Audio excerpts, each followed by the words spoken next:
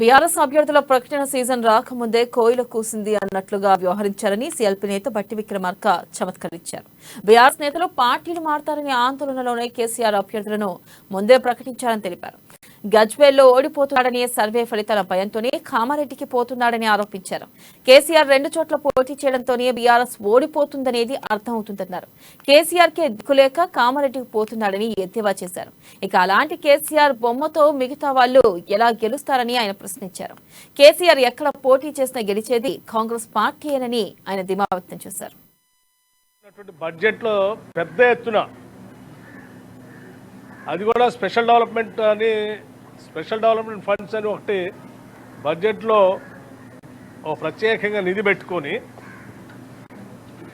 మీరు ప్రాతినిధ్యం వస్తున్నటువంటి శాసనసభ స్థానానికి విపరీతంగా డబ్బులు కేటాయించారు. మిగతా నియోజకవర్గాలకు ఇవ్వాలి. ఎక్కడ అడ్డగోలుగా నిధులన్నీ కోట్ల రూపాయలు ఖర్చు పెట్టి కూడా ఇవాళ మీరు ఆ నియోజకవర్గంలో గెలుస్తారో లేదా అనేటువంటి భయాందోళనకు గురైపోయి వారి పార్టీలో ఉన్నటువంటి శాసనసభ్యులు పార్టీలు మారతారే అన్నటువంటి భయాందోళనకి, చాలా మంది పార్టీ వదిలిపెట్టి పోతారేమో అనేటువంటి ఆందోళనకి గురై ముందే లిస్టు ప్రకటించేశాడు. ఎవరు బాబాగానే ఎన్నే ఉండండి, నేనే ఇస్తున్నాను టికెట్లు.